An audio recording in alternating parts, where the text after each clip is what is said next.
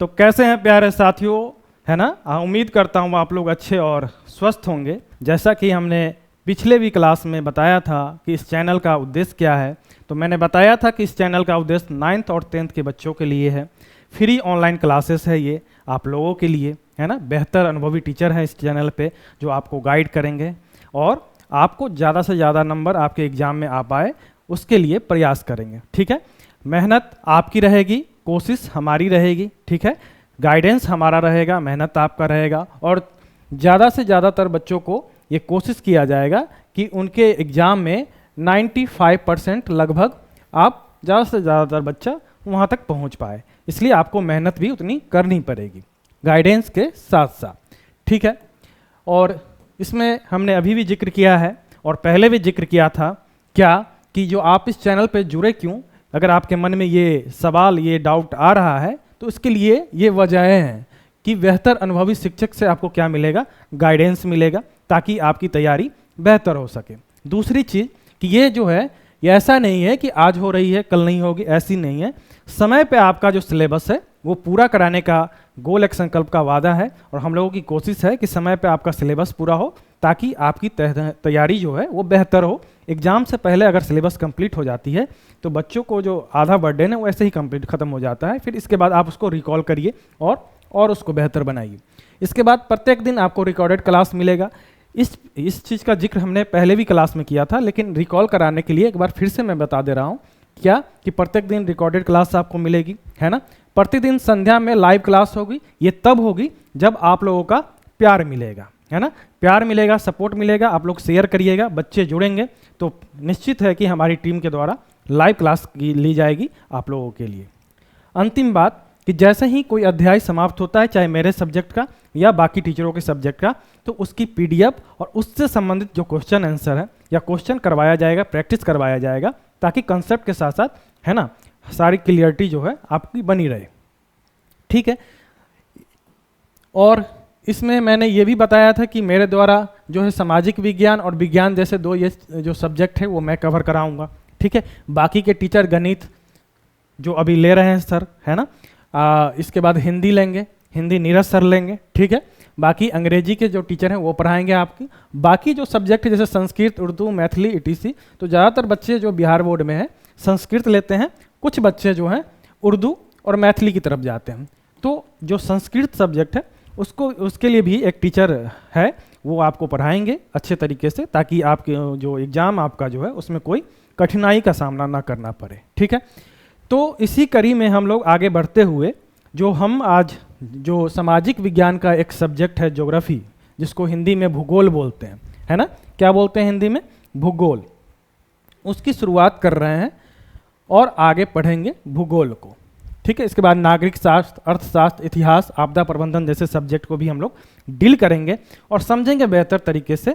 और पीडीएफ के थ्रू नहीं, पीपीटी के थ्रू नहीं पढ़ाना चाहते, इसलिए पढ़ाना तो वो आसान है कि पीपीटी के थ्रू सारी चीज़ों को बताते चले और आप लिखते चलो या पढ़ते चलो। मैं चाहता हूँ जो बुक आपकी है सेम उसी बुक से आपको पढ़ाया जाए।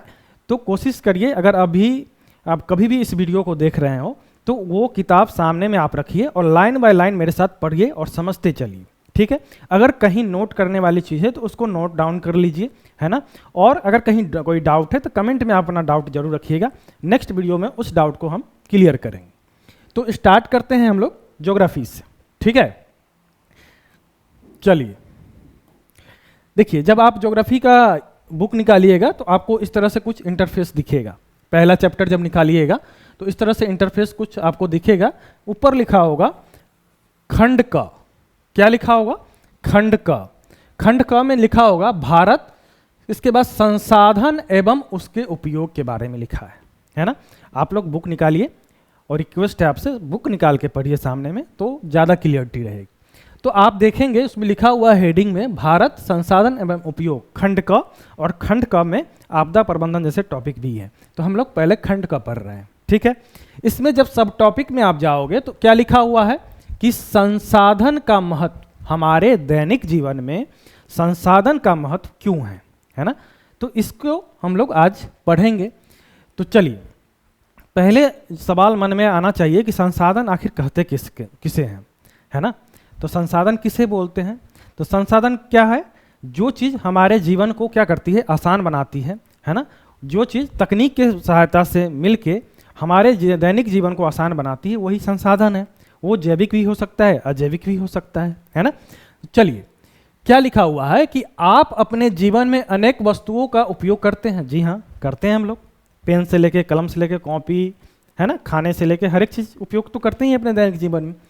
उपयोग में आने वाली ये सभी वस्तुएं संसाधन हैं, है ना? उपयोग में आने वाली वे सारी वस्तुएं क्या है? संसाधन है। संसाधन भौतिक और जैविक दोनों हो सकते हैं। जी हाँ, भौतिक भी हो सकते हैं, जैविक भी हो सकते हैं। आप पूछोगे भौतिक किसे बोलते हैं, जैविक किसे बोलते हैं? चलिए, इसके बारे में भी लिखा हुआ है कि जहां तक एक और भूमि, मृदा, जल, खनिज जैसे क्या है? भौतिक पदार्थ है ना? और जैविक की जब बात करें तो क्या क्या है? वनस्पति, वन जीव, जलीय जीव, मानवीय जीवन, मतलब जिसमें जीवन है वो क्या है? जैविक है ना? और भौतिक पदार्थ जो प्रकृति के द्वारा दिया हुआ है, चाहे जल हो, पृथ्वी हो, ये सारी चीजें, ठीक है। तो चलिए, उपरोक्त भौतिक एवं जैविक दोनों पदार्थ तकनीक के सहारे ही जीवन उपयोगी हो पाते हैं। एक बड़ी अच्छी लाइन है ये कि कोई भी अगर पदार्थ है वो तब तक उपयोगी नहीं है जब तक उसमें तकनीक शामिल नहीं होती है। सोचिए वो जीवन कैसा रहा होगा। ऐसा तो नहीं है कि ये संसाधन आज ही के आज आया है, बहुत हजारों करोड़ों साल पहले से है, लेकिन वो तब तक हमारी जीवन का पार्ट नहीं बन पाया या हमें वो सुविधा नहीं दे पाया जब तक हम लोग उस तकनीक को ईजाद नहीं कर लिए ताकि उस पदार्थ को यूज करके हम अपने उपयोग में ला सके, है ना? बताओ, जब तक अच्छा पानी तो बहुत दिन से है, हम लोगों को तकनीक नहीं पता था इसलिए इससे बिजली नहीं निकाल पा रहे थे, लेकिन जब तकनीक पता चला, टरबाइन की खोज हो गई, तो हम लोग क्या करने लगे? उसे टरबाइन के यूज करके बिजली भी बनाने लगे। तो इसलिए बोला गया है कि कोई भी जो पदार्थ है वो तकनीक की सहायता से मिलकर ही क्या बनता है? संसाधन बन जाते हैं, ठीक है। तो वही बात इसमें लिखा हुआ है कि उपरोक्त भौतिक एवं जैविक दोनों पदार्थ तकनीक के सहारे ही जीवन उपयोगी हो पाते हैं। वही चीज लिखा है कि अनादि काल से ही अरण्यों में वनस्पति, वन जीव उपलब्ध है ना? ऐसा तो नहीं है कि ये चीज़ अभी आया है, बहुत हजारों साल से है, लेकिन हम लोग उसका उपयोग क्यों नहीं कर पाए? क्योंकि हमारे पास तकनीक नहीं थी, हमारे लिए वो संसाधन नहीं बन पा रहे थे। जलाशय एवं सागरों में जलीय जीव लाखों वर्ष पूर्व से विचरण करते रहे हैं। सदियों से ही कोयला, पेट्रोलियम एवं अन्य खनिज पृथ्वी के गर्भ में पड़ा हुआ है ना? पृथ्वी के अंदर तो हजारों साल से जो कोयला है, क्रूड ऑयल है, ये सारी चीज़ तो बहुत हजारों साल से है, लेकिन हम लोग को जब तक तकनीक पता नहीं था उसका उपयोग नहीं कर पा रहे थे। तो इसलिए हम लोग पहले किस पे चलते थे? जब लकड़ी के पहियों का इजाद हुआ तो हम लोग बैलगाड़ी, घोड़े गाड़ी, इससे चलते थे। लेकिन जब क्रूड ऑयल, पेट्रोलियम, मोटर्स, इस सब सारी चीज़ों तकनीकों का इजाद हो गया तो हम लोग क्रूड ऑयल का यूज करने लगे, है ना? इसके बाद पेट्रोलियम, है ना, नेचुरल गैस, इन सारी चीज़ों का यूज करके हम लोग तकनीक के माध्यम से आजकल के जो मॉडर्न आप कार देख रहे हैं उसका यूज करने लगे। बाकी तो वो चीज़ पहले से भी था। तो यही चीज़ें हैं। हाँ, लाखों वर्ष विचरण करते हैं, किंतु सदियों से ही कोयला, पेट्रोलियम एवं अन्य खनिज पृथ्वी के घर में पड़ा हुआ था, किंतु उस समय के आदि मानव में तकनीकी ज्ञान का अभाव था। जी हाँ, हमारे जो पूर्वज थे उनमें तकनीकी ज्ञान का अभाव था क्योंकि जानते ही नहीं थे। फिर धीरे धीरे इवोल्यूशन के दौरान रिसर्च करते करते आदमी यहाँ तक पहुँचा, खोज करते करते धीरे धीरे जनसंख्या एवं आवश्यकताओं में वृद्धि होती गई। इस वृद्धि ने मानव के ज्ञानार्जन की दर को त्वरित वृद्धि किया, है ना? एक लाइन आपने सुना होगा कि आवश्यकता ही आविष्कार की जननी कहलाती है। तो इसलिए बोला गया है कि जैसे जैसे हमारी जनसंख्या बढ़ते गई, है ना, लोग बढ़ते गए हैं, तो खोज भी बढ़ती गई, क्योंकि उसको पूरा करने के लिए कोई ना कोई साधन तो चाहिए था। इसलिए खोज बढ़ती गई तो ज्ञानार्जन की दर त्वरित वृद्धि हुई और फिर इसका जो तकनीक है उसका इजाद होने लगा। इतना ही नहीं, आदि मानव तकनीक को पाकर ज्ञानी मानव बन गया। जी हाँ, अब देखो, जो पहले आदि मानव थे, हमारे जो पूर्वज थे, वो आदि मानव जंगलों में विचरण करने वाले लोग थे। वो क्या करते थे? लकड़ी, इन सारे चीज़ों से यूज करके हंटिंग करते थे, शिकार करते थे। फिर जब ज्ञानार्जन होते गया, शिकार करने की पद्धति बदली गई, है ना, तो वो आदि मानव से क्या बनना? ज्ञानी मानव बन गया। लेकिन उसी दौरान वो जानवर भी रहे, उनमें ज्ञानार्जन नहीं हो पाया तो वो जानवर के जानवर ही रह गए। तो यही चीज़ बोला जा रहा है आपसे कि ज्ञानार्जन की दर में त्वरित वृद्धि हुई। इतना ही नहीं, आदि मानव तकनीक को पाकर ज्ञानी मानव बन गया। पर्यावरण में उपलब्ध पदार्थों का जनप्रिय तकनीक के सहारे जीवन को सुखमय बनाने में मानव सक्षम हो गया, है ना। जो यहाँ शब्द लिखा हुआ है जनप्रिय तकनीक, ऐसा तकनीक जो कॉस्ट इफेक्टिव हो, है ना। तकनीक ऐसा भी ना होना चाहिए कि इतनी महंगी हो जो आम लोगों तक वो पहुंच ही ना पाए। तो उसका उपयोग करके लोग सक्षम हो गया तकनीक के माध्यम से साधन को उपयोग करने में, है ना। अंततः मानवीय जीवन निर्वाह के तौर पर तरीके संस्कृति साधन की स्थिति की प्राप्त कर ली। जैसे जैसे तकनीक आती गई, संसाधन को हम लोग यूज करते गए, तो हमारी संस्कृति, हमारी कल्चर, ये सारी चीज़ भी बदलती चली गई। उसके अकॉर्डिंग हम लोग ढलते चले गए, है ना। पहले बिना वस्त्र के घूम रहे थे, फिर वस्त्र का ईजाद हुआ, तकनीक आई, सूती वस्त्र बनने लगे, तो लोग कपड़े पहनने लगे, सब होते गए, संस्कृति बदलती गई, तो ये चीज़ भी इफेक्ट होने लगती है। फिर वस्तुतः संसाधन का अर्थ बहुत ही व्यापक है। यह प्रसिद्ध भूगोलविद जिम्मरमैन का कथन उल्लेखनीय है कि संसाधन होते नहीं बनते हैं। कभी कभी ये कोट आपसे पूछ लिया जाएगा एग्जाम में क्वेश्चन के फॉर्म में कि संसाधन होते नहीं बनाए जाते हैं, है ना। क्यों ये लाइन बोला गया? वही बात कि हजारों साल से वो सारी पदार्थ तो है ही, लेकिन हम लोग उसका यूज इसलिए नहीं कर पाए क्योंकि हमारे पास तकनीक का अभाव था। तो जैसे ही तकनीक आया, फिर वही चीज़ पदार्थ को क्या हम लोग संसाधन में बना लिए। तो वही बोला गया है कि संसाधन होते नहीं बनते हैं, बनाए जाते हैं। वर्तमान परिवेश में सेवा का भी संसाधन माना गया है। जो सेवा होता है ना, सेवा जो क्षेत्र है, उसको भी हम लोग संसाधन में आजकल काउंट करते हैं। कि अगर कोई गायक है, वो गाना गाता है, उससे धन अर्जन करता है, अपना वो भरण पोषण करता है, तो उसके लिए वो भी क्या है? साधन है, संसाधन है। उसका यूज करके वो क्या कर रहा है? अर्निंग कर रहा है, अपना जीवन व्याप कर रहा है, ठीक है। उसी तरह कोई लेखक है, कोई कवि है, ये सारे चीज़ भी क्या है? उनके लिए वो संसाधन है। तो वही चीज़ लिखा है कि वर्तमान परिवेश में सेवा को भी संसाधन माना गया है। कोई गायक या कवि या चित्रकार अपने क्रियाकलाप से धनार्जन या स्वयं की संतुष्ट करता है, तो उनके द्वारा यह कार्यकलाप क्या है? क्या कहलाता है? संसाधन कहलाएंगे, ठीक है। चलिए आगे बढ़ते हैं। आगे क्या लिखा हुआ है कि कवि का कविता रचना, चित्रकार का चित्रकारी, गायक की गायकी भी संसाधन है, जो अभी हमने पढ़ा है। सच तो यह है कि मानव स्वयं भी संसाधन है। जी हाँ, मानव स्वयं भी संसाधन है, क्योंकि उसके पास क्या है? तकनीक की ज्ञान है, और उस किसी भी चीज़ को क्या कर सकता है? उपयोगी बना सकता है उस तकनीक के माध्यम से। इसलिए मानव को भी एक बेहतर संसाधन माना गया है ना। मानव को भी एक संसाधन माना गया है। इसलिए बोला जाता है कि अगर बहुत ऐसे कंट्री आपको देखने को मिलेगा जिसके पास संसाधन जो है, मतलब जो पदार्थ है, मिनरल्स है, वो रिच कंट्री है, लेकिन फिर भी वो अभी विकसित नहीं हो पाया है, विकासशील से भी पिछड़ा है, ठीक है। क्यों? इसलिए क्योंकि उसके पास मानव संसाधन का अभाव है। मानव संसाधन कहने का मतलब वो हुआ जिसके पास स्किल हो। स्किल वर्क जो वर्कर है, उसकी अभाव की वजह से वो आज भी पिछड़ा हुआ है, जबकि उसके पास मिनरल्स जो पदार्थ, ये सारी चीज़ें हैं, वो प्रचुर मात्रा में। लेकिन कुछ कंट्री आपको ऐसे मिलेंगे, एग्जाम्पल के तौर पे अगर आप जापान को देखेंगे तो उनके पास पदार्थ, मिनरल्स की कमी है, लेकिन उनके पास मानव संसाधन होने की वजह से आज विकसित कंट्री के लाइन में खड़ी है वो। तो ये चीज़ आपको ध्यान रखना है। चलिए, मानव क्या है? संसाधन है, क्योंकि इनके पास ज्ञान है, होता है, जिसके सहारे वो किसी भी वस्तु को उपयोगी बना सकता है। अतः यह धारणा भ्रामक है कि संसाधन एक प्राकृतिक उपहार है। गौर कीजिएगा, संसाधन एक प्राकृतिक उपहार ही नहीं है, बल्कि ये बनाए भी जाते हैं। कैसे? बताओ। मानव अगर संसाधन है तो वो क्या प्राकृतिक के द्वारा दिया गया है या वो बनाए गए हैं? जो जन्म लेता है, क्या उसको कोई तकनीकी ज्ञान होती है? नहीं ना। वो बड़ा होता है, पढ़ता है, सीखता है, तब उसको तकनीकी ज्ञान होती है। तो क्या वो उसने सीखा है ना? ये प्रकृति के द्वारा दिया हुआ तो नहीं है। इसलिए बोला गया है कि ये धारणा भ्रामक है कि संसाधन एक प्राकृतिक उपहार है, ठीक है। संसाधन किसी भी देश का आर्थिक सामाजिक मेरुदंड होता है। समझ में आया? किसी भी देश का जो संसाधन है, वो उस देश की क्या होती है? मेरुदंड, पीठ की हड्डी जो होती है ना, रीढ़ की हड्डी जो होती है, रीढ़ की हड्डी होती है। क्यों? उसी के सहारे उस देश का जो विकास है वो डिपेंड करता है। अगर किसी देश के पास रिच सोर्स ऑफ मिनरल्स है, पदार्थ है, तो वो क्या होगा? ज़्यादा रिच होगी कंट्री। क्यों? इसलिए क्योंकि उस मिनरल, उस रिसोर्स को यूज करके वो अपने डेवलपमेंट में खर्चा करेगा, है ना। या उस देश की प्रगति ज़्यादा होगी, एक्सपोर्ट करेगा उसको। आज देखो अरब कंट्री को आप जानते होंगे, वर्ल्ड मैप जब मैं बताऊंगा तो आप देखना, एक अरब कंट्री है। अरब वर्ल्ड मतलब अरब कंट्री का मतलब हुआ जैसे सऊदी अरबिया, यूएई है ना, कतर, बहरीन, इस तरह के जो कंट्री है वो सारे गल्फ कंट्री जिसको बोलते हैं। तो उनके पास क्रूड ऑयल क्या है, बहुत मात्रा में है, वो सारे दुनिया को एक्सपोर्ट करते हैं।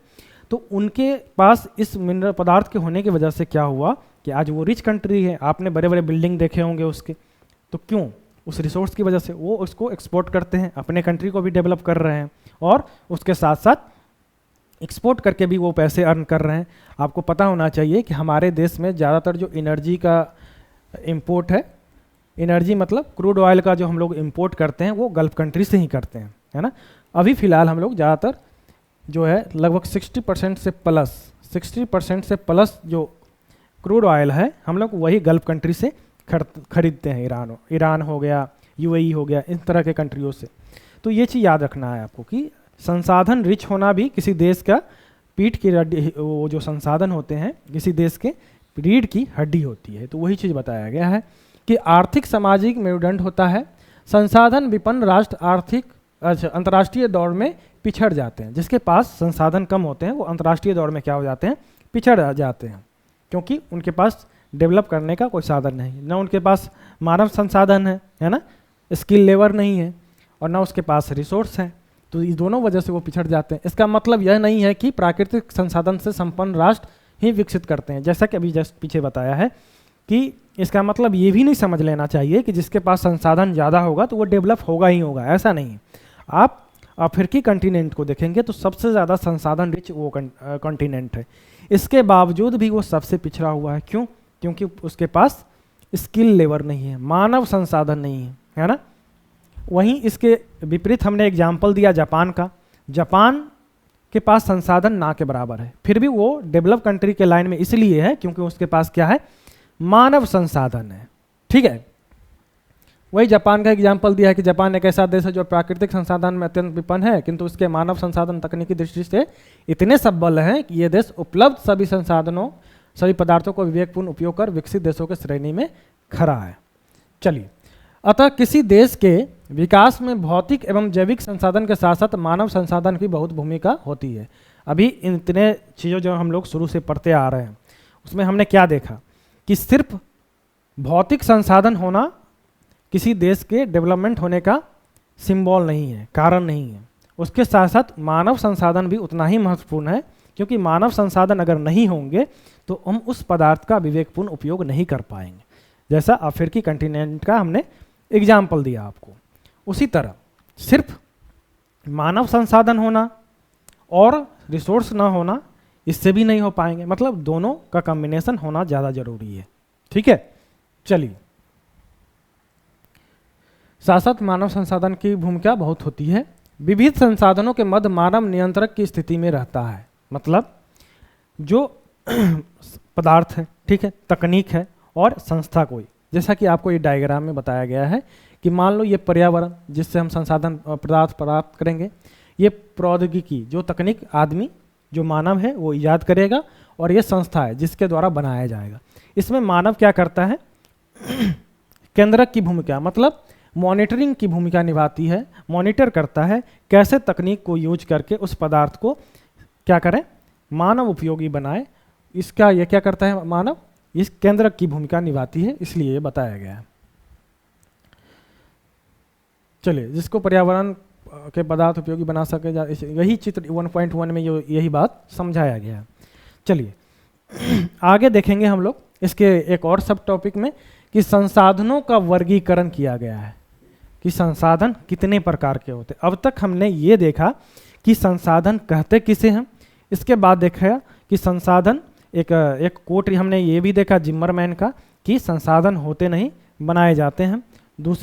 तीसरा चीज़ हमने ये देखा कि भौतिक संसाधन के साथ साथ मानव संसाधन भी उतना ही उपयोगी है। ठीक है, तीसरा हमने देखा कि संसाधन दो तरह के होते हैं, अगर मोटे मोटे तौर पे देखें तो क्या, भौतिक और जैविक। चलिए अब हम आगे देखेंगे इस कड़ी में कि संसाधनों का वर्गीकरण हम देखते हैं कितने आधार पे किया जाता है। तो संसाधनों का जो वर्गीकरण है वो निम्नलिखित 4 तरीकों से किया जाता है। कौन कौन तरीके से? तो संसाधनों के वर्गीकरण को निम्नलिखित आधार है। हम पहले देखें कितने तरीके से, 4 प्रकार से संसाधनों का वर्गीकरण किया जाता है। कितने प्रकार से? 4 प्रकार से। पहला प्रकार क्या है आपका? उत्पत्ति के आधार पर जैव और अजैव। पहला प्रकार उत्पत्ति के आधार पर जैव और अजैव। आगे हम देखेंगे कि जैविक संसाधन क्या होता है, अजैविक संसाधन क्या होता है। दूसरा है कि उपयोगिता के आधार पर नवीकरणीय और अनवीकरणीय। उपयोग के दृष्टि से संसाधन 2 तरह के से होते हैं। कौन? नवीकरणीय संसाधन और अनवीकरणीय। इसको देखेंगे हम। फिर तीसरे प्रकार में आएंगे वर्गीकरण में कि स्वामित्व के आधार पर जो है व्यक्तिगत जो होता है, ठीक है, सामुदायिक होता है, राष्ट्रीय होता है, अंतर्राष्ट्रीय होता है ना। स्वामित्व के आधार पर अगर आपका कोई निजी लैंड है, कोई निजी संसाधन है ना, कभी कभी क्या होता है सामुदायिक भी होता है, किसी समूह का है, किसी पंचायत के लिए आप सामुदायिक भवन देखा होगा अपने गांव में सार्वजनिक, या आपने देखा हो राष्ट्रीय की जब बात करेंगे राष्ट्रीय की बात करेंगे तो जो देश के अंदर जितने भी संसाधन है, चाहे वो व्यक्ति का है या सामुदायिक है, वो सारे राष्ट्र के अंतर है, वो सारे चीज़ राष्ट्रीय ही होंगे, ठीक है।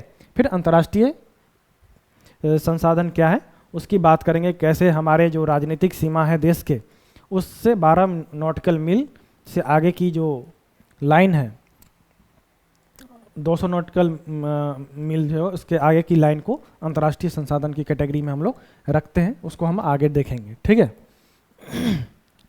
चलिए चौथा प्रकार को हम देखेंगे। चौथा प्रकार कौन सा है कि विकास की स्थिति के आधार पर अगर हम देखें, ठीक है, तो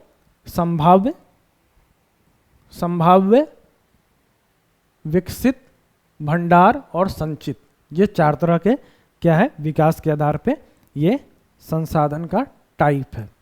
एक चार्ट आपको दिया हुआ है आपके बुक में, आप अगर पेज पलट के देखेंगे तो आपके बुक में इस तरह का चार्ट दिया हुआ है, संसाधन का वर्गीकरण के बारे में बताया है कि एक तो प्राकृतिक संसाधन होता है जो प्रकृति ने दी है, दूसरा होता है मानव द्वारा किसी को संसाधन बनाते हैं।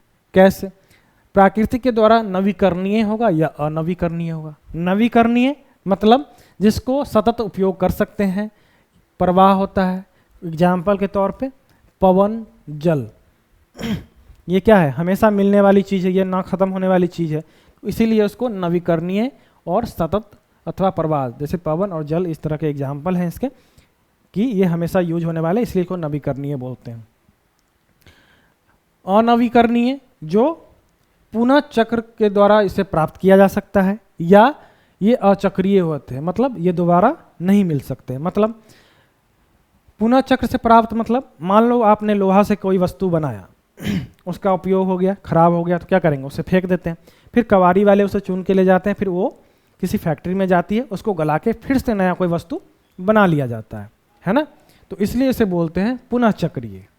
दूसरा है अचक्रीय, जैसे जीवाश्म ईंधन, ये सारी चीज़ ऐसे हैं जैसे कोयला, पेट्रोलियम, एक निश्चित मात्रा में एक समय के बाद ये खत्म हो जाएगी, इसलिए इसको दोबारा प्राप्त नहीं किया जा सकता है, तो इसलिए इसको बोलते हैं अचक्रीय, इसको पुनः प्राप्त नहीं किया जा सकता है।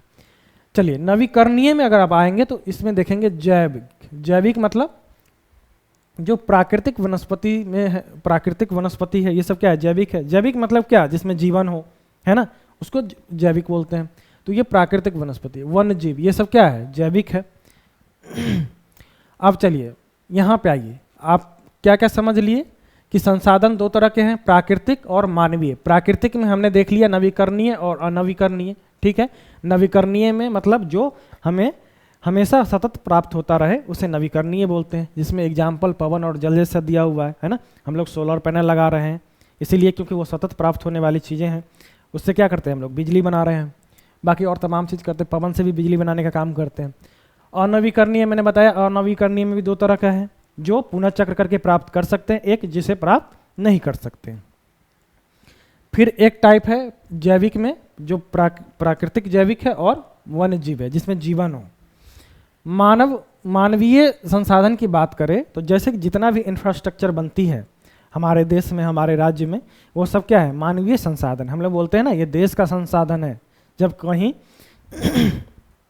कोई पॉलिटिकल मुद्दा को लेकर या किसी अन्य मुद्दे को लेकर जब धरना प्रदर्शन अगजनी होती है तो आपने देखा होगा कि बार बार गवर्नमेंट की तरफ से या जो सजग सामाजिक एनजीओ है, मतलब एनजीओ टाइप का जो काम करते हैं या कोई, तो इस तरह के बात करते हैं कि अपने राष्ट्र के संपत्ति को नुकसान ना पहुंचाएं। तो राष्ट्र की संपत्ति में वही जो मानव द्वारा जो इंफ्रास्ट्रक्चर बनाया गया है उसे नुकसान ना पहुंचाने की बात की गई है, वो भी क्या है हमारे लिए संसाधन है। दूसरा है मात्रा एवं गुणवत्ता की बात हो, वो भी क्या है संसाधन की कैटेगरी में है। तो ये सारे डायग्राम को आपने समझ लिया है। आप हम लोग एक एक करके आगे बढ़ेंगे और देखेंगे कि इसमें किस तरह की बातें लिखी गई है। चलिए, तो आज के क्लास में हम लोग यहीं तक पढ़ेंगे। अगली क्लास में हम लोग देखेंगे जितने भी टाइप वर्गीकरण हमने देखा है संसाधन के बारे में 4 तरह का, उन चारों को एक एक करके हम लोग आगे डील करेंगे और बढ़ेंगे। उम्मीद करता हूँ क्लास आपको अच्छा लग रहा हो। अगर कहीं भी इस सारे लाइन में कहीं भी अगर टॉपिक में दिक्कत आ रही है तो आप कमेंट में उसका क्वेश्चन पूछ सकते हैं कि सर ये मुझे समझ में नहीं आ रहा है, आप मुझे फिर से ये समझा दीजिए, तो मैं ज़रूर कोशिश करूँगा उसे समझाने की। बाकी आप लोग एक जितना मैंने अभी तक यहाँ तक बताया है ना, उसको एक बार आप लोग रीड खुद से भी करिएगा। फिर कहीं कहीं कठिनाई आती है तो मुझे बताइएगा कमेंट में, और फिर उसको हम अगले क्लास में उसको समझाने की कोशिश किया जाएगा। ठीक है, चलिए तो मिलते हैं हम लोग नेक्स्ट क्लास में, और ऐसे ही जुड़िए, शेयर कीजिए बच्चों को ताकि इसका वो लाभ उठा सके। ठीक है, और एक चीज़ और याद रखना है आपको कि हमेशा किताब को अपने सामने रखना है और लाइन बाय लाइन देख के पढ़ के समझना है ना। इसलिए इतनी मेहनत हम कर रहे हैं कि आपको लाइन बाय लाइन पढ़ाएं ताकि आपको एकदम रियल फील हो कि आप पढ़ रहे हो। बाकी पीपीटी से भी पढ़ाया जा सकता है, मेरे लिए आसान हो जाएगा पढ़ाना, इतना लाइन बाय लाइन बोलने की मुझे ज़रूरत नहीं पड़ेगी, है ना। तो जैसे ही अगर आगे का जो ये में हमारा रणनीति होगा कि जैसे ही हम लोग ये चैप्टर सारे कंप्लीट करेंगे तो इससे जुड़ा हुआ जो प्रश्न है उसको डील करेंगे ताकि जो भी बचा खुचा अगर डाउट है आपको वो क्लियर हो जाए। तो चलिए, उम्मीद करता हूँ आप लोग प्यार देंगे इस चैनल को। तो धन्यवाद सभी को।